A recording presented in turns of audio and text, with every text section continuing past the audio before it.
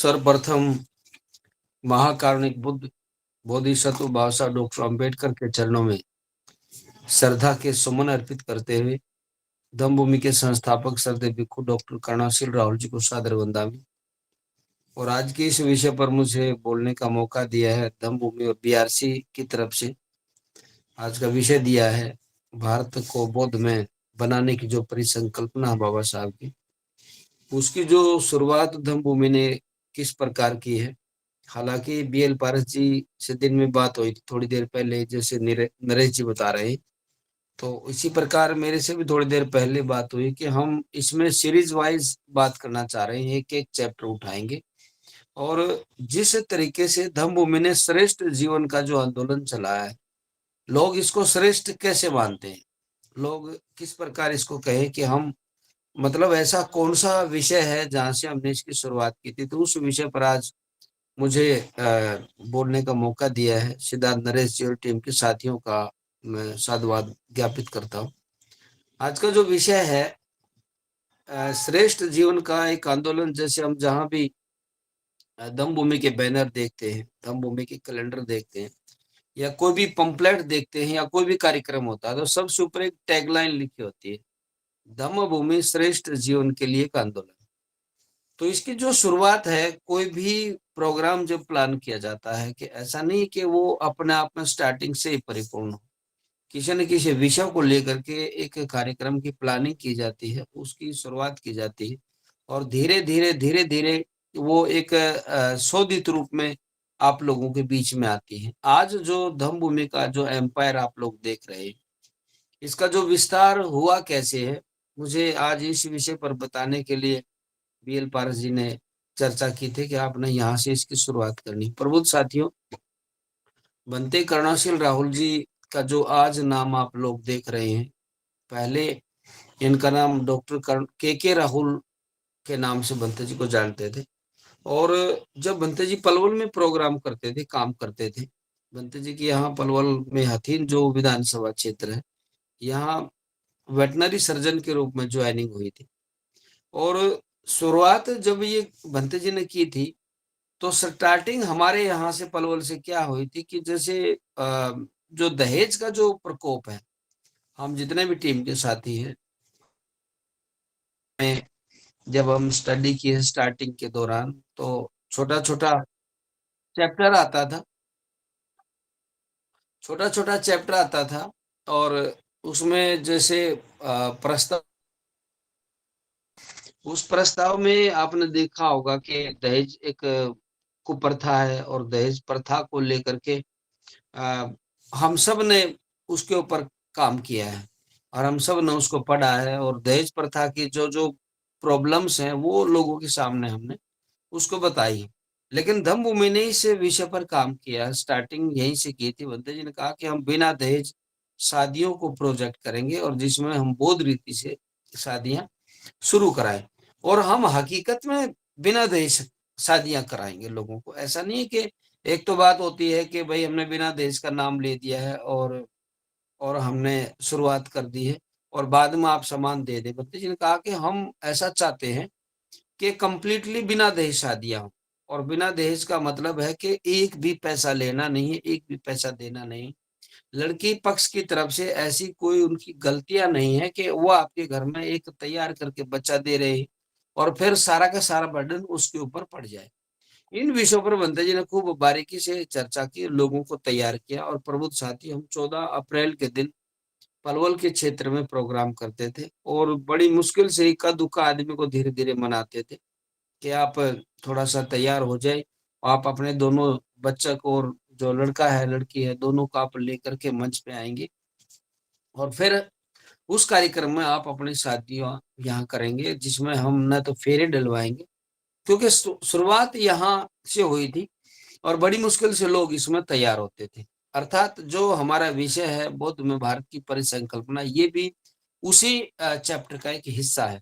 क्योंकि बाबा साहब डॉक्टर अंबेडकर का जो आंदोलन है, संपूर्ण आजादी का आंदोलन है, उसके अंदर सांस्कृतिक भी है, उसके अंदर एजुकेशन व्यवस्था भी है, उसके अंदर आर्थिक व्यवस्था भी है, उसमें राजनीति भी है, और उसमें सामाजिक जितने भी हमारी गतिविधियां रही हैं, वो सारी की सारी उसके अंदर शामिल है। तो जो दहेज प्रथा है, ये हमारा एक जैसे शादियां होती हैं, वो एक कल्चर का हिस्सा है।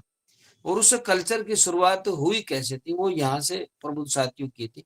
बड़ी मुश्किल से दो दो चार चार लोग तैयार होते थे, और धीरे धीरे करते करते बहुत सारे लोग इसमें फिर आने लगे। और देखते ही देखते बौद्ध रीति से जैसे शादियां स्टार्ट हुई हैं, हमने बाकायदा माइक लगा करके गांव गांव में प्रचार भी किया कि अ, हमें जितने भी हमारी पौराणिक परंपराएं हैं, उन प्रथाओं को तोड़ करके बौद्ध रीति से शादी संस्कार होगा, और आप उसमें शामिल हो। तो थोड़े थोड़े लोग उस टाइम पर शामिल होते थे। उसके बाद में साथियों, जब ये प्रोग्राम की शुरुआत हुई, तो प्रोग्राम की प्लानिंग चली, और उसके बाद एक पलवल के पास में एक गांव था। उस गांव में कार्यक्रम थोड़ा सा ज्यादा आगे बढ़ा, और स्कूल के पास में जो पंचायती जमीन थी, वहां उसमें बाबा साहब अम्बेडकर की प्रतिमा लगाई गई। और वहां पर क्या हुआ कि जो सामाजिक जो नेतृत्व करता होते हैं, उनको तकलीफ होती है कि कोई भी बाहर का आदमी आकर के जब प्रोग्राम करता है, तो उनको तकलीफ होती है। तो जो वहां एक छोटा सा कमरा था, उसमें धम्म भूमि का जो सामान था, उस सामान को उन्होंने दो चार दिन बाद, जैसे मीटिंग संडे को करते थे, तो उन्होंने सामान को बाहर फेंक दिया। और बाहर फेंकने के बाद पता चला कि इन्होंने अपना हमारा ताला तोड़ दिया और अपना ताला उसमें जड़ दिया। पर वो साथी, जो लोग उस टाइम पर बंते जी के साथ में थे, उन सब ने प्लानिंग की कि बंते जी, हम अब अपना ही सेंटर बनाएंगे, अपनी जगह खरीदेंगे, और हम बाबा साहब डॉक्टर अंबेडकर के नाम से कॉलेज का निर्माण करेंगे, और हम लोगों को एजुकेशन व्यवस्था के बारे में जागरूक करेंगे। और इसी बात को, प्लानिंग को रखते हुए टीम के साथियों ने निर्णय लिया, और एक साइकिल यात्रा की शुरुआत की। और साइकिल यात्रा में एजुकेशन व्यवस्था से लोगों को रूबरू कराने के मकसद से, गर्मियों की जो छुट्टियां थी, उन छुट्टियों में लोग शिमला या ठंडे जो प्रदेश है, वहां जाने की प्लानिंग कर रहे थे। और हमारी जो टीम है, बंते जी के नेतृत्व में, उस टाइम पर ये टीम एक साइकिल यात्रा की प्लान कर रही थी। हरियाणा को चार हिस्सों में बांटा गया, जिसमें एक डब्बावाड़ी से बंते जी चले थे साइकिल यात्रा लेकर, बंते जी चले थे। और नांगल चौधरी से रूपलाल जी चले थे। और होडल से जगबीर जी थे, वो चले थे। और जो कालका का जो क्षेत्र है हिमाचल प्रदेश का, वहां से रामनिवास मास्टर, मैं और हमारी कई टीम के साथी, जिसमें नसीब, नफे, राजाराम, कई सारे साथी उसमें शामिल थे, हम चले थे। तो वो 22 दिन की साइकिल यात्रा थी। उस दौरान हमने लोगों को बताया कि हम किस तरीके से तैयारी कर रहे हैं, कि आज एजुकेशन व्यवस्था का जो सिस्टम है, बिल्कुल अ, डामाडोल हो गया है। सरकारी शिक्षण संस्थानों में हम सब पढ़ करके आगे बढ़े हैं, अच्छी अच्छी नौकरी पे आए हैं, लेकिन सरकार को इस बात का पता चल गया है कि सरकारी शिक्षण संस्थानों में जो शेड्यूल कास्ट और बैकवर्ड क्लासेस के लोग इनमें पढ़ करके आगे बढ़े हैं, तो हम इनको कैसे रोके। तो सरकार ने जो योजनाएं बनाई, 10वीं क्लास तक बिना पढ़े पास किया जाएगा बच्चों को, और कटोरा प्रथा जो उसमें शुरू कर दी है। और एसएससी के तहत जो सरकार ने सर्व शिक्षा अभियान जो चलाया था, उसमें जो एलिमेंट्री एजुकेशन व्यवस्था जो उन्होंने चलाई थी, उसमें बच्चों को बिना पढ़े पास किया जाता था। और बच्चों को जब 10वीं पास कर जाता है, उसके बाद में जब वो हायर एजुकेशन में जाता था, वहां तो वो फिर कुछ भी काम नहीं कर पाता, ना वो किसी एजुकेशन में कंपटीशन एग्जाम में बैठ पाता था, और ना ही फिर वो सक्सेस हो पाता था। तो प्रबुद्ध साथियों, ये शुरुआत की गई, लोगों के बीच में हम गए, और लोगों के बीच में हमने प्रचार किया। आज वर्तमान का जो दौर है, और आज से जो 2004 की आप बात करेंगे, उस समय के दौर में दिन रात का फर्क है। वहां से जब शुरुआत की, तो साइकिल का नाम तो विशाल साइकिल यात्रा थी, लेकिन हम उनके अंदर आदमी गिने चुने थे। और जब लोगों के बीच में बताया कि हम इस तरीके से एजुकेशन व्यवस्था पर काम कर रहे हैं, और हमने बिना दहेज शादियां आ, को प्रोजेक्ट किया है, लोगों को समझाया है, और बहुत सारे लोगों ने बिना दहेज शादियां भी की हैं। हमारे ये प्रोग्राम चले, हमने जो ये नशा मुक्ति का जो केंद्र है, नशा कैसे छोड़ना चाहिए, उन विषयों पर भी हमने कैंप लिए हैं। शुरुआत का जो दौर है, कैंपों का दौर रहा है। और साथ साथ में लोगों को अपने बिजनेस कैसे सेटअप किए जाएं, उन विषयों पर भी धम्मभूमि की टीम ने लगातार बंते जी के नेतृत्व में ये काम करते रहे। तो जब लोगों को बताया ये बात कि हम इस तरीके से अपनी एजुकेशन व्यवस्था खड़ी करना चाह रहे हैं। तो लोगों ने, बहुत सारे लोगों ने मजाक भी किया इस बात कि ऐसा नहीं हो सकता है कि आप अपनी एजुकेशन व्यवस्था खड़ी करेंगे, क्योंकि हमारे जो लोग हैं वो चौपाल तक नहीं बना पाते हैं, आप इस बात को कैसे कह सकते हैं। लेकिन जिनमें पॉजिटिव लोग थे, जिन्होंने साहब कांशीराम जी के कैडर सुने थे या साहब को सुना था, क्योंकि साहब ने भी शुरुआत जब 2-4 लोगों से की थी, तो बहुत सारे लोगों को ये बात समझ में आई और लोगों ने कहा कि ठीक, आप इसकी शुरुआत करें। प्रबुद्ध साथियों, 22 दिन बाद साइकिल यात्रा का समापन रोहतक में किया गया और वहीं से बनते जी ने एक डेट अलग की घोषणा कर दी कि हम अक्टूबर के महीने में 22 अक्टूबर 2004 को हम पहले शिक्षण संस्थान की नींव रखेंगे। डॉक्टर अंबेडकर महाविद्या विहार उसका नाम रखा गया। हालांकि एजुकेशन व्यवस्था थी, लेकिन शुरुआत में प्लानिंग टीम के साथियों ने यही की थी कि हम जितने भी अपने संस्थान बनाएंगे उनको विद्या विहार बनाएंगे। वो विहार नहीं कि जैसे और विहारों के ताले लगे रहते हैं, लेकिन एक ऐसा विद्या विहार जो एजुकेशन व्यवस्था भी हो और वो विहार की तरह हो और उसके अंदर पूरा का पूरा एक सेटअप हो, आधुनिक तरीके से उसके अंदर एजुकेशन व्यवस्था हो और पूरा का पूरा एक सेटअप मजबूती के साथ इसमें करेंगे। घोषणा करने के बाद साथियों हम सब अपने अपने घरों में चले गए। फिर एक दिन दत्ता जी का फोन आया, सभी लोगों को फिर से इकट्ठा किया गया कि हमने वहां घोषणा तो कर ली है, अब इस काम को आगे कैसे किया जाए। ये जो पॉइंट है, जैसे आज मेरी पारस जी से बात हो रही थी, उन्होंने कहा था कि जो शुरुआत जैसे हुई है, जो परिसंकल्पना शब्द है बाबा साहब का, जो बौद्ध में भारत की परिसंकल्पना है, आप जब ये जो सब्जेक्ट पे आएंगे कि बाबा साहब डॉक्टर अंबेडकर की बौद्ध में भारत की परिसंकल्पना के तहत, ये जो वर्डिंग है, ये पहली बार अगर आप देखेंगे तो ये वर्डिंग धम्मभूमि ने ही शुरू की है, बंते जी ने ही इसको शुरुआत की है। और जो शुरुआती जो समय था, बुद्ध सामाजिक परिवर्तन संस्था के नाम से धम्मभूमि काम करती थी। उसके बाद में फिर जब हमने यात्रा की थी तो उसका नाम बुद्ध शैक्षिक एवं अनुसंधान संस्था, इसको नाम रखा गया, Buddha educational for social transformation. ये इस तरह के हमने शुरुआती संस्थाओं की शुरुआत की और उसके बाद में नींव रखी गई, जमीन खरीदी गई। वो एक बड़ा चैप्टर है, लगभग 3 एकड़ और 3 कनाल जमीन, ये जो धम्म भूमि है मलोखड़ा की, ये खरीदी गई और जय भीम की ईंटें बनवाई गई और लोगों के घरों में दूर दराज तक आधारशिला के नाम से वो ईंटें हमने भिजवाई वहां।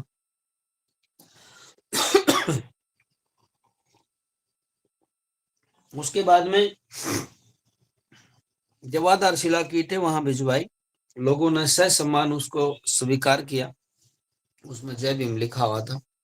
और ऐसा आंदोलन पहली बार लोगों के बीच में गया था। लोगों ने इस बात को बहुत ईमानदारी से एक्सेप्ट किया और लोगों ने कहा कि चाहे हमारे से 2 पैसे बनेंगे तो हम 2 पैसे लेके आएंगे। और देखते ही देखते लोग पैसा इकट्ठा करके लेके आ रहे, एक ऐसा आंदोलन चला, एक चर्चा का विषय बन गया था।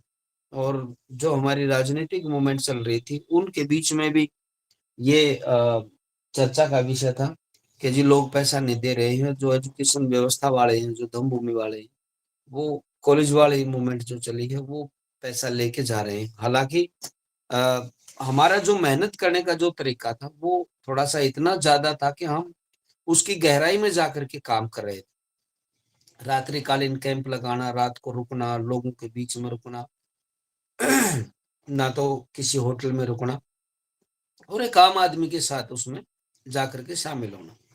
तो आम पब्लिक से हमारी पूरी टीम रूबरू रही और भंते जी लगातार गाइड करते रहे। और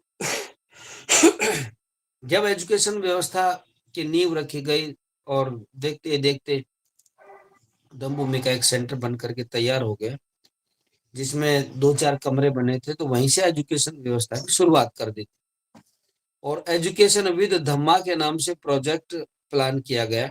और एजुकेशन विद धम्मा के तहत आप बहुत सारे साथियों को जानकारी भी है, इसमें श्रामणेर स्कूल भी चला। और हमारे सामने प्रॉब्लम यहाँ तक आई कि जो बच्चे हमारे पास आए थे वो इस तरह के बच्चे थे जिनसे माँ बाप, परिवार के लोग दुखी थे, और जिनसे माँ बाप खुश रहते थे, जिनके बच्चों के ऊपर उनको भरोसा था कि इनके अंदर क्वालिटी एजुकेशन है, ये बनकर, ये पढ़ लिख करके कुछ आगे बढ़ सकते हैं, कुछ बन सकते हैं, वो बच्चे हमारे पास कम संख्या में आए। और हमारे पास वो बच्चे ज्यादा आए जो आर्थिक रूप से कमजोर भी थे और साथ साथ में घर वाले उनसे दुखी थे। हमें यहाँ तक ऐसे ऐसे भी बच्चे मिले कि जो घर वाले उनको बहुत ज्यादा मारते पीटते थे। हाँ, धम्म संदेश जी ने भेजा है, Buddha society for social transformation, जो इंग्लिश में मैंने इसमें नाम इसमें बताए, हिंदी में नाम मैंने इसमें बताए। तो 2 संस्थाओं के तहत इसमें काम की शुरुआत की थी। तो उसमें ऐसे बच्चे आए कि जो आर्थिक रूप से कमजोर थे और घर वाले उनसे काफी परेशान थे। प्रबुद्ध साथियों, 1 साल तक बच्चा हमारे पास पढ़ा और पढ़ने के बाद देखा कि उसके अंदर अपनी आदतें जैसे सुधरनी शुरू हो गई। उसकी जैसे आदतें सुधरी, उन्हें ऐब करने बंद कर दी, यहाँ रह करके उसील का पालन करने लगा। और देखते ही देखते फिर वो बच्चे 1 साल के बाद में उनके माँ बाप उनको लेकर के चले जाते। हम पूरी टीम के साथी दिन भर रात भर उनकी चौकसी में रहते, चौकन्ना रहते, क्योंकि जो बच्चे बड़ी मुश्किल से जबरदस्ती घरों से लाए गए हैं, जिनको सुधारने की कोशिश यहाँ की गई, वो बच्चे कई बार भाग भी जाते थे। मतलब हमने उस दौरान बहुत सारी समस्याओं का सामना करना पड़ा। और फिर धीरे धीरे आपने देखा कि चिवर में स्कूल चले, और एजुकेशन के मामले में जैसे ये सामाजिक संगठन था, सामाजिक प्रयास था, सामाजिक व्यवस्था थी, और सामाजिक व्यवस्था होने के नाते लोगों ने इसमें फीस देना बंद कर दिया था। लोगों का कहना था कि ये तो समाज के पैसे से बना, तो फीस किस बात। लेकिन उनको इस बात का नहीं पता था कि जो यहाँ की खाने की जो व्यवस्था है, किचन कैसे चलेगा, मेस में जो खाना लोगों को खिलाना वो कैसे खिलाना है, और साथ में जो टीचर्स की जो तनख्वाह दी जाती तो वो किस तरीके से मैनेज होगी, इनकी तरफ ध्यान ना दे करके लोगों का ध्यान सिर्फ एक ही बात की तरफ था कि हम ये तो सामाजिक संस्थान है और समाज के सहयोग से बना है। पर वो साथियों, ये काम काफी लंबे समय तक खींचने की कोशिश की गई, लेकिन ज्यादा लंबे समय तक वो नहीं चला जा सका। उसके साथ में ही एक ज्योतिबा फुले आईएएस एकेडमी की शुरुआत की गई, जिसमें 30 बच्चों का सिलेक्शन किया गया और उनको बड़े लेवल की, हाई लेवल की उनको तैयारी कराई गई। यहाँ इंटरनेट का कनेक्शन लगाया गया, उनके लिए सुंदर मेस की व्यवस्था की गई, वो भी सारा फ्री ऑफ कॉस्ट था। लेकिन हम जिस समाज की बात कर रहे हैं, हमारी सोसाइटी में थोड़े से ये भी अवगुण है, जो फ्री की चीज है वहां उनके बहुत सारे क्वेश्चन रहते थे। लेकिन जब वो इसी एजुकेशन को लेने के लिए मुखर्जी नगर या दिल्ली में कोटा वगैरह जाते हैं, तो वहां वो लाखों रुपए खर्च करते हैं और उनकी वहां मन मर्जी नहीं चलती। यहाँ हालांकि हमने लगातार 2 से 3 साल तक वो एकेडमी लगातार चली, उसके परिणाम भी काफी अच्छे आए। जितने भी नौजवान एकेडमी में है आज, वो सारे के सारे अच्छी जगह वेल सेटल है। परिणाम काफी अच्छे आते गए, लेकिन आर्थिक रूप से धम्मभूमि पर इतना ज्यादा बर्डन पड़ता गया कि इस व्यवस्था में फिर इतना प्लान किया गया कि जो भी साथी आ रहे हैं वो सेल्फ स्टडी करेंगे।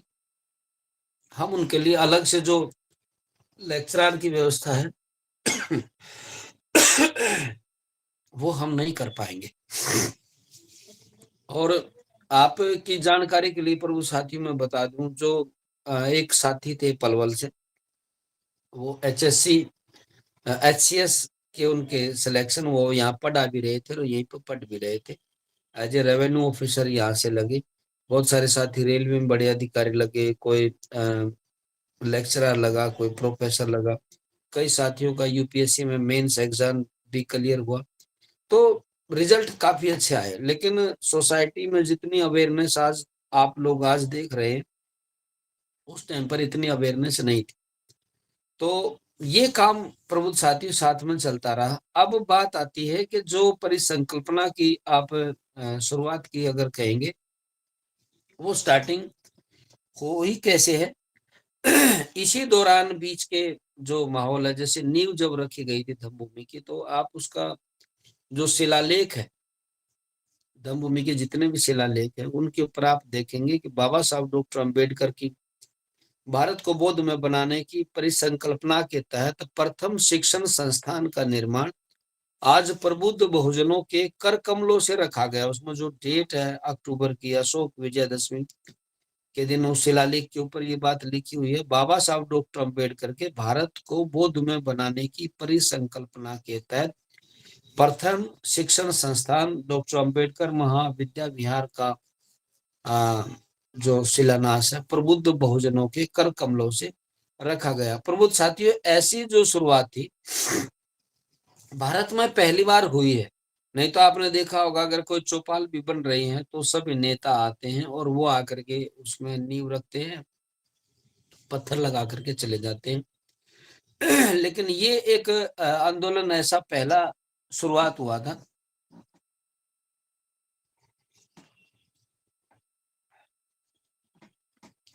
इस आंदोलन की शुरुआत पहली बार ऐसी हुई थी कि जिसमें हर एक आदमी की उसमें इन्वॉल्वमेंट, हर आदमी ने अपने हाथों से नींव रखी।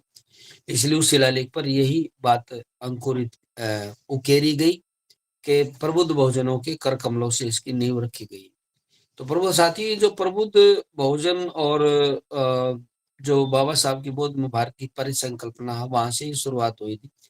उसके बाद धम्मभूमि ने प्लान किया कि हम श्रामणेर शिविर लगाएंगे।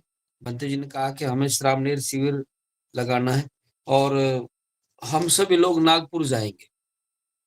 तो एक भिक्षु थे दिल्ली से, उन्होंने कहा कि अच्छी बात है आप नागपुर जाएं, लेकिन नागपुर आपके साथ ज्यादा लोग नहीं पहुंच पाएंगे।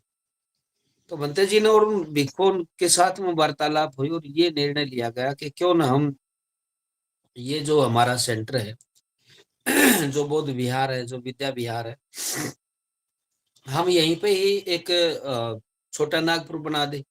और ये बात कहते हुए उन्होंने कहा कि पहले ये देखो कितने लोग श्रामणेर शिविर में शामिल होने के लिए तैयार हैं। तो प्रबुद्ध साथी लगभग 42 साथी इसमें तैयार हो गए। और 42 साथियों में जो आज वर्तमान में जैसे बंते जी के साथ में और भी जैसे रुमाल सिंह जी हैं, रमेश जी हैं सिरसा से, दमवर्धन जी, और भी बहुत सारे साथी थे। उस टाइम पर हम सब ने मिल करके निर्णय लिया कि हम 2006 में एक श्रामणेर श्रामणेर शिविर लगाएंगे। और साथियों, अक्टूबर के महीने में 2 अक्टूबर 2006 को पहला श्रामणेर शिविर लगाया गया, जिसमें बंते जी ने धम्मभूमि के प्रांगण में ही शिविर लिया और हम सब उसमें शामिल थे। मैंने भी शिविर लिया था, धमवर्धन जी ने भी शिविर लिया, धम संदेश जी ने भी शिविर लिया। तो 42 साथी थे इसमें। और एक जो जो मेन चैप्टर जहां से शुरुआत होती है, क्योंकि बहुत सारी जो कहानियां हैं वो एक दूसरे को जब हम जानते हैं, एक दूसरे को बताते हैं, तब पता चल पाती है। एक स्टोरी ये है कि जब बंते करुणाशिव जी जब स्टडी कर रहे थे इसमें हिसार एग्रीकल्चर यूनिवर्सिटी में, तो उस दौरान साहब काशीराम जी के पास गए थे मिलने के लिए। जो बुक पे ये जो ट्रेड फेयर लगता है वहां गए थे और वहीं से इनका मन हुआ कि हम हरध्यान सिंह मार्ग पर साहब कांशीराम जी रहते हैं, वहां जा करके मिलते हैं। तो बंते जी अपनी टीम के साथियों के साथ जब साहब कांशीराम जी के पास गए तो साहब से चर्चा हुई। तो साहब ने पूछा भी आप कहाँ से आए हैं। तो बंते जी ने कहा कि हम HEU से आए, हिसार एग्रीकल्चर यूनिवर्सिटी से, और हम वेटनरी सर्जन का जो कोर्स है BVSC हम कर रहे हैं। तो साहब ने कहा अच्छा डंगल डॉक्टर बन रहे हैं। बंते जी ने कहा कि हाँ साहब हम डंगल डॉक्टर का कोर्स कर रहे हैं। तो साहब ने गंभीर होते हुए कहा कि भाई आप 4 पैरों वाले पशु का इलाज करते रहोगे या हमारे समाज में बड़े पैमाने पर 2 पैरों वाले पशु घूम रहे, उनका इलाज कब करोगे। तो बंते जी ने कहा कि मुझे इतना नहीं पता था इस विषय पे कि मैं जवाब क्या दूं, लेकिन हाँ मैंने, मेरे मन से एक आवाज, लेकिन मेरे दिल से एक आवाज निकली। मैंने कहा कि साहब हम इलाज तो सीख रहे हैं 4 पैरों वाले पशुओं का, लेकिन आने वाले समय में हम 2 पैरों वाले पशुओं का इलाज करेंगे। बहुत सारे साथियों ने ये कहानी पढ़ी भी होगी, मैंने अम्बेडकर मूवमेंट के सजग प्रहरी काशीराम एक बुक में ये कहानी लिखी भी है। मेरी तबीयत थोड़ी सी 2-3 दिन से खराब है, बार बार मैं गला जवाब दे रहा है। पर वो साथियों वहां से बनते जी साहब कांशीराम से वार्तालाप करके फिर अपने सेंटर पे, जैसे अपने काम पे चले गए, अपने जो स्टडी थी वहां चले गए। वहीं से बनते जी, जब भी हम चर्चा होती थी, बनते जी कहते थे कि मेरे दिमाग में ये बात घूमती रहती है कि साहब ने ये बात मेरे को क्यों कही है। और जब बनते जी ने जब चीवर लिया, तो जब बनते जी ने कहा कि साहब ने मुझे ये बात कही थी, और अक्सर बनते जी हमें जब हम बैठते थे तो इन विषयों पर बताते रहते हैं। प्रबुद्ध साथी, जब हमने चीवर लिया तो 9 अक्टूबर 2006 को हमें सुबह सूचना मिली कि साहब कांशीराम जी इस दुनिया में नहीं रहे, और उनका संस्कार बौद्ध रीति से किया जाएगा, और जो बौद्ध भिक्षु हैं वही साहब का अंतिम संस्कार करेंगे। तो हम दमभूमि पे जो श्रामणेर शिविर था, वो 7 दिन का उसमें रखा गया था। 7 दिन में बाकी लोगों ने शिविर उतार दिया था। हम 5-7 लोग बचे थे, जिसमें मैं था, बंते जी थे, गौतम जी थे, और भी कई साथी थे वो बचे थे।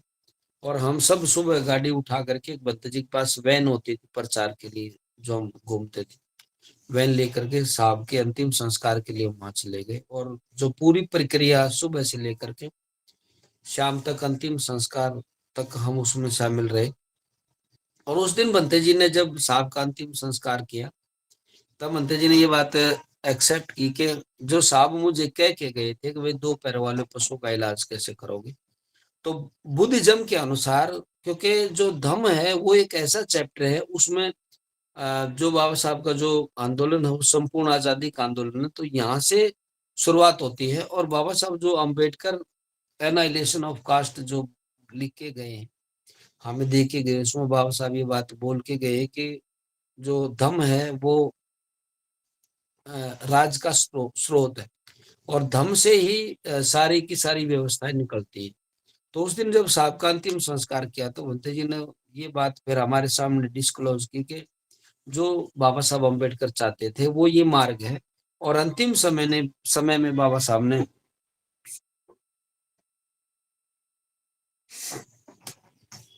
अंतिम समय में बाबा साहब डॉक्टर अम्बेडकर ने ये जो निर्णय लिया था कि भारत को बौद्ध में कैसे बनाना है, और यही बात साहब काशीराम जी ने भी अक्सर हमारे बीच में दोहराई है। हमारे बहुत सारे साथी इस बात को जानते हैं। साहब काशीराम भी कहते हैं कि गोल्डन जुबली सेलिब्रेट करेंगे, और जब बाबा साहब डॉक्टर अम्बेडकर को अ, दीक्षा ली 1956 में, 2006 जब आ जाएगा, तब उस 50वीं वर्षगांठ को मनाएंगे। और फिर हम सब मिलकर के लाखों की संख्या में, करोड़ों की संख्या में हम बौद्ध बनेंगे। लेकिन साहब काशीराम उस दौरान बीमार हो चुके थे, और साहब ने अंतिम सांस ले ली थी। तो प्रबुद्ध साथियों, यहाँ से शुरुआत हुई। और फिर जो एजुकेशन के नाम से जो हमारा संस्थान था, डॉक्टर अम्बेडकर महाविद्यालय, इसका फिर से नामकरण किया गया, और इसका नाम फिर धम्म भूमि के नाम से इसका नामकरण किया गया। क्योंकि सारे जो काम थे धम्म के क्षेत्र में, अगर हम इस बेल्ट की बात करें, एक बड़े संस्थान के रूप में बात करें, तो ये हमारा यहाँ से एक शुरुआत होती है।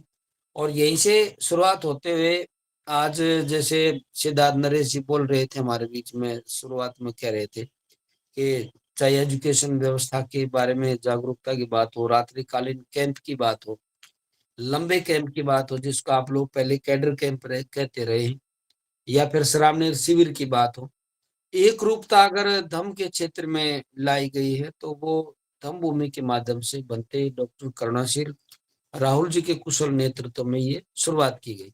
और सबसे खास बात प्रबुद्ध साथियों ये रही, क्योंकि हम सब के मानस पटल पर किसी न किसी महापुरुष का असर होता है, और आपकी जो भाषा शैली है, आपके तौर तरीके हैं, उनसे मिलते जुलते हो जाते हैं। तो साहब कांशीराम जी ने जो मूवमेंट शुरू की थी, भंते जी के ऊपर उनका काफी असर रहा। और जैसा मैंने एक स्टोरी बताई थी कि 2 पैरों वाले पशु का इलाज कब से करेंगे, ये हो यार, या रात्रिकालीन जो कैंप लगाने का जो प्लान है वो साहब ने चलाया था, तो वहां से भंते जी ने शुरुआत की। और साथ साथ में जैसे साइकिलों का जो आंदोलन था, साइकिल यात्रा चलाने का हिसाब किताब था, वो भंते जी ने उस काम को वहीं से लिया, वहीं से उसकी शुरुआत की। और साहब ने एक बात और कही प्रबुद्ध साथियों, साहब ने कहा कि हमें जितने भी हमारे एम्प्लॉय हैं, वो 20 साल नौकरी करें और 20 साल बाद वॉलंटरी रिटायरमेंट फ्रॉम सर्विस, जिसको आप वीआरएस के नाम से जानते हैं, कि हमारे एम्प्लॉय को वीआरएस ले लेनी चाहिए। पर वो साथियों, बनते जी ने बहुत मुश्किल से 20 साल अपनी सर्विस पूरी की। हालांकि हम सब साथ होते थे और हमारे बहुत सारे ऐसे साथी हैं, वो ये बात बार बार बनते जी को कहते थे कि बनते जी आपको कौन रोक रहा, आप नौकरी करते रहे, साथ साथ में काम करते रहे। लेकिन बनते जी ये कहते कि मैं एक नौकरी से ऐसे बंधा हुआ हूं कि मुझे यहाँ से वहां जाना होता है, फिर वहां से मुझे वापिस मैं प्रचार के लिए लंबा निकलता हूँ और मुझे अगले दिन फिर से नौकरी पे पहुंचना पड़ता है। नौकरी मेरे लिए बेड़िया बन गई है। मैं जो बड़ा काम करना चाहता हूँ वो नहीं कर पाऊंगा। प्रभु साथियों, तो बनते जी ने, साहब कांशीराम जी ने जैसा आदेश किया था कि बीआरएस हमें ले लेनी चाहिए, बनते जी ने 20 साल पूरे करने के बाद बीआरएस ले ली और चीवर धारण करके फिर पूरे भारत के भ्रमण पे निकल पड़े। और फिर आपने देखा कि बड़े बड़े कैंप लगाए गए पूरे भारत भर में। कभी आज आगरा में कैंप लगाया जा रहा है, कभी बिलासपुर में, कभी गुजरात में, कभी धमभूमि पे श्रामणेर शिविर लगाए गए। एक रूपता उसमें अंदर लाई गई, जैसा उस जमाने में भिक्षुओं का जो रहन सहन होता था, वही शैली भंते जी ने हमारे बीच में लागू की और हम सबको वो तौर तरीके भंते जी ने बताए। और एक कार्यकर्ता में गुण क्या होने चाहिए, और एक कार्यकर्ता अगर किसी के घर में जाता तो उसका जो खान पान का जो उसका तौर तरीका है, उसका जो रहन सहन का तौर तरीका है, उसने किस तरीके से वार्तालाप करनी है। आपके सामने किसी भी उपासक ने कोई सामान हमारे सामने खाने के लिए रख दिया तो हमने कोई डिमांड नहीं रखनी है। जो उसने इज्जत से आपको बना के दिया, हमें वही ग्रहण करना है। और जो उसने आपको अच्छा खाना दिया है, उसी खाने को एक्सेप्ट करना है। और विशेषकर जो महिलाओं की गुलामी जिस तरीके से हमारे देश में चली हुई थी, पर्दा प्रथा के तहत, तो भंते जी ने इन चीजों के बारे में, इन सारे विषयों के बारे में हमारे तमाम टीम के साथियों से बारीकी से चर्चा की। और हकीकत में महिलाओं के जो अधिकार है, जैसे बाबा साहब doctor Ambedkar Hindu code bill लागू करना चाह रहे थे, तो वो सारी की सारी लड़ाई महिलाओं के अधिकारों की थी। तो बंते जी ने इसमें साहित्य की शुरुआत करते हुए भी महिलाओं की आजादी का उसमें एक आंदोलन चलाया। और जो पर्दा प्रथा है वो गुलामी का प्रतीक, उस विषय पर भी बंते जी ने एक बुक लिखी। तो इस तरीके से अलग अलग चैप्टर के माध्यम से बहुत सारे विषय इसमें शामिल किए गए। और बाबा साहब डॉक्टर अम्बेडकर की जो परिसंकल्पना थी, जैसा बाबा साहब डॉक्टर अम्बेडकर चाहते थे, उन विषय पर फिर बंते जी भारत भ्रमण के लिए निकल पड़े। फिर जैसे साहब के लिए हम अक्सर यूज करते हैं ना कि मैं अकेला ही चला था जानी बे मंजिल, और मगर लोग जुड़ते गए और कारवां बनता गया। पर वो साथियों, 2006 से श्रामणेर शिविर की शुरुआत होती है और यहीं से फिर जो बाबा साहब की परिसंकल्पना थी, वहां से फिर ये शुरुआत होती है। उसके बाद में धम्म कारवां, एजुकेशन विद धम्मा, और यहाँ तक अगर हमने पिकनिक भी मनाया है धम्म के माध्यम से, तो पिकनिक भी धम्म के साथ में मनाया। कि अगर हम किसी जगह जा रहे हैं जहाँ हमारे संस्थान है तथागत बुद्ध से जुड़े हुए, या बाबा साहब डॉक्टर अम्बेडकर से जुड़े हुए संस्थान है, अगर वहां भी जा रहे हैं, तो अगर पिकनिक भी मना रहे हैं, तो वहां जाकर के भी देश नाव का दौर चला। और आपकी जानकारी के लिए मैं बता दूं कि अगर आप 2004 से पहले की बात करेंगे, तो देशना शब्द शायद ही आप लोगों ने किसी भाई के मुंह से सुना हो। ये जो देशना जो शब्द है, ये धम्मभूमि ने ही शुरुआत की थी बंते जी ने, और देशना के नाम से साहित्य की भी शुरुआत की थी। और आप लोगों की जानकारी के लिए मैं बता दूं कि उस टाइम पर ये बाबा साहब डॉक्टर अम्बेडकर के और साहब कांशीराम के, और जिसमें पोस्टर बनाए गए थे, एक पोस्टर में बाबा साहब डॉक्टर अम्बेडकर, साहब कांशीराम और बहन जी थे, एक में बाबा साहब डॉक्टर अम्बेडकर थे, एक में साहब कांशीराम थे, जिसमें लिखा था कि हमारा अंतिम उद्देश्य भारत पर शासन करना है। और एक ऐसा पोस्टर था जिसपे लिखा था कि जाओ अपने घर की दीवारों पर लिख दो, हम इस देश के शासक हैं। तो इन विषयों पर जो बम्बारमेंट हुई है मूवमेंट की, अपनी ऑडियो कैसेट निकालना है, अपने पोस्टर निकालने हैं, वो सारी की सारी बातें बिल्कुल एक एक्यूरेट शोधित करके समाज में ये प्रचारित की गई। और वहीं से भारत के बौद्ध में भारत की जो परिसंकल्पना है, वो यहीं से शुरुआत हुई। और फिर उसके बाद में एक टैगलाइन निकल करके आई कि दम भूमि श्रेष्ठ जीवन के लिए एक आंदोलन है।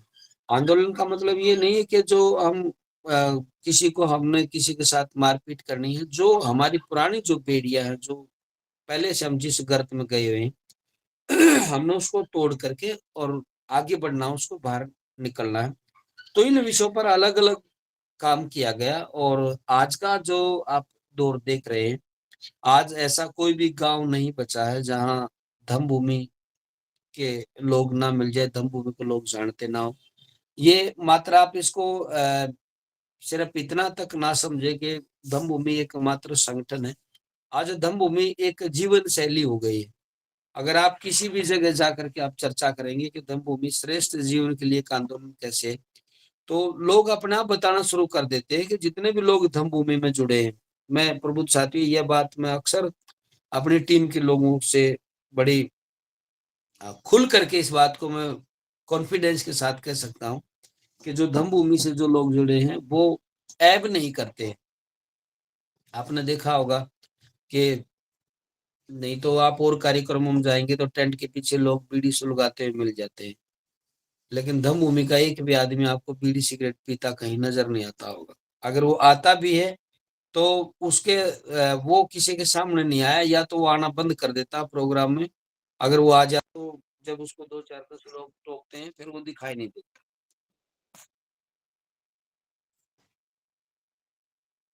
एक मिनट। तो प्रबुद्ध साथियों, ये यहाँ से धम्म भूमि की शुरुआत हुई थी। और आज का जो दौर है वो आप अच्छी तरह टीम के सभी साथी जानते हैं। यहाँ से बाबा साहब की परिसंकल्पना शुरू हुई थी। और जब शुरुआती दौर जब होता था, जब शिलालेख पर लिखी गई थी कि बाबा साहब डॉक्टर अम्बेडकर के भारत की बौद्ध में परिसंकल्पना के तहत प्रथम शिक्षण संस्थान, मतलब ये जो शब्द था, ये शब्दावली भी शायद ही आप लोगों ने टीम के साथियों ने पहली बार सुनी। तो ऐसे बहुत सारे शब्द थे, देशना है, बौद्ध में भारत की परिसंकल्पना है, धम्म कारवां है। ये सारी की सारी शुरुआत भंते जी ने वहां से की थी। और तमाम टीम के साथी भंते जी के साथ इस काम में लग गए। और जैसे जैसे हम हरियाणा से बाहर निकले तो फिर दूसरे राज्यों में भी काम होना शुरू हो गया। फिर तो आज आप देखेंगे कोई तेलंगाना से है, कोई आंध्रा से है, कोई केरल से है, कोई महाराष्ट्र से है। अलग अलग जगह से अब लोग इसमें जुड़े हुए हैं। और ये पहला प्रयास है जिसमें जैसे अभी सिद्धार्थ नरेश जी शुरुआत में कह रहे थे कि बीआरसी के माध्यम से धम्म भूमि ने जो ये शुरुआत की है, अपनी जो डेली रात को 1 घंटा जो देशना का या जो भी रिसर पर चर्चा होती है, ये 2 साल से लगातार चल रही है। नहीं तो आपने देखा होगा कोई भी साथी क्लास चलाते हैं रात्रिकालीन, एक इतना अच्छा माध्यम है, हम एक दूसरे से रूबरू हो जाते हैं। 250 से 300 लोग डेली इसमें जुड़ते हैं और लाभान्वित होते हैं। बहुत सारे साथियों के क्वेश्चन होते हैं, उनके जवाब होते हैं और उनको सही जवाब दिया जाता है। और ऐसी बहुत सारी जो कहानियां हैं, जो बुद्ध एंड धम्मा, आप लोगों ने सिर्फ बहुत सारे ऐसे लोग हैं जिन्होंने नाम सुना है कि बुद्ध एंड धम्मा, और हो सकता है बहुत सारे ऐसे साथी हैं जो पढ़ भी ना पाए हों। लोगों के दिमाग में वो कहानियां, छोटी छोटी कहानियां दिमाग में बैठाई गई, लोगों को बताया गया। जैसे एक कहानी अक्सर तथागत बुद्ध की बनते जी बताते हैं कि समाज में कई तरह के लोग हैं। जैसे एक आदमी ऐसा जो ना तो खुद का भला करता ना समाज का भला करता है। एक आदमी ऐसा है जो केवल अपना भला करता है, समाज का नहीं करता। एक ऐसा है केवल समाज का भला करता है, ना अपना भला करता है। और जो आदमी ना समाज का भला करता है ना अपना भला करता है, वो आदमी ऐसा है जैसे शमशान घाट की जो लकड़ी है, उसके दोनों सिरे जले हुए हैं और बीच में उसमें गोबर लगा हुआ है। तो तथागत कहते हैं कि हमें ऐसे आदमी चाहिए कि जो अपना भी भला कर सके, समाज का भी भला कर सके। तो प्रबुद्ध साथियों, धम्म भूमि से जुड़ने के बाद व्यापार के क्षेत्र में भी काम करने का हम सबको मौका मिला। मैंने खुद भट्ट जी के आदेश अनुसार मैंने व्यापार किया और ऐसे ऐसे लोग धम्म भूमि के माध्यम से निकल करके आए जो 1800-1800 रुपए की नौकरियां करते थे और आज उनके घरों में गाड़ियों की कतार, अपनी खुद की उनकी फैक्ट्रियां लगी हुई हैं।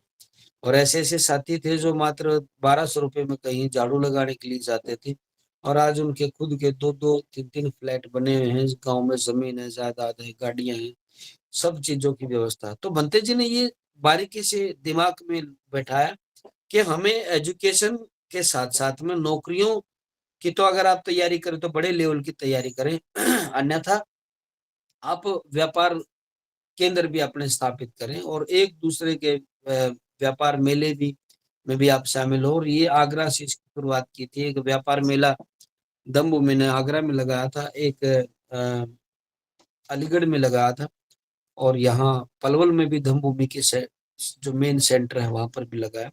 तो ये शुरुआत की गई और आज आप देखेंगे कि बहुत सारे ऐसे साथी हैं जो इनसे जुड़ करके जो बाबा साहब डॉक्टर अम्बेडकर की बौद्ध में भारत की परिसंकल्पना है, अगर आप पॉजिटिव वे में देखते हैं, बहुत सारे हमारे साथी कल दम संदेश जी बता रहे थे, एक नकारात्मक साथी है और वो उल जलूल लिख रहा है। मैंने कहा कि उनके लिखने से कुछ नहीं होता है। बहुत सारे ऐसे लोग हैं जो ये कहते हैं कि बंते जी ने एजुकेशन की शुरुआत की थी लेकिन धम्म पे आ गए। हालांकि शुरुआत वहीं से हुई थी, लेकिन अगर उन लोगों की बात करेंगे जो शुरुआत में आए थे, वो छोड़ के भाग गए थे, लेकिन बंते जी उस काम को कंटिन्यू कर रहे हैं।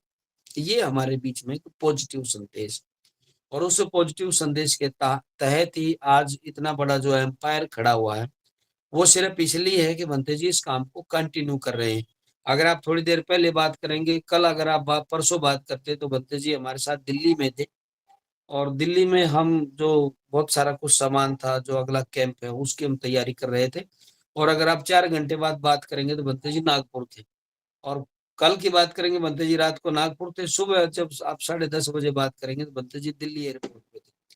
कुल मिलाकर के बात यह है कि बंते जी इतना ज्यादा इस काम के लिए भागदौड़ कर रहे हैं कि जितना जल्दी हो सके हमारे जो महापुरुषों ने हमें जो मकसद दिया है, हम इस थोड़ी सी उम्र में ज्यादा से ज्यादा काम कर पाए। ये बाबा साहब डॉक्टर अम्बेडकर की बौद्ध में भारत की परिसंकल्पना के तहत धम्मभूमि टीम ने काम शुरू किया है, और बहुत सारे साथी इसमें जुड़े हैं। तो मैंने अ, थोड़े समय में ज्यादा से ज्यादा कुछ बताने की मैंने कोशिश की है, क्योंकि अगर इसको भी हम चैप्टरों में डालना शुरू कर दें कि साइकिल यात्रा में पहला दिन क्या हुआ, दूसरा दिन क्या रहा, तीसरा दिन क्या रहा, किस किस तरह के लोगों ने हमारे से वार्तालाप की, अगर हम सभी विषयों पर जानना चाहेंगे तो साथ ही बहुत बड़ा चैप्टर हो जाएगा। क्योंकि वो जो अनुभव है बहुत खट्टे मीठे अनुभव रहे हैं, और लोगों ने जिस तरीके से हमारे साथ वार्तालाप की है, वो बहुत सारे ऐसे शब्दावली है जिनके ऊपर काफी कुछ बोला जा सकता है। तो बाबा साहब की बौद्ध में परिसंकल्पना की शुरुआत बंटी जी ने कैसे की थी, मैंने उन विषयों पर प्रमुख साथी आप लोगों से चर्चा की है। आपने मेरी बातों को सुना, आपका बहुत बहुत साधुवाद। नमो बुद्धाय।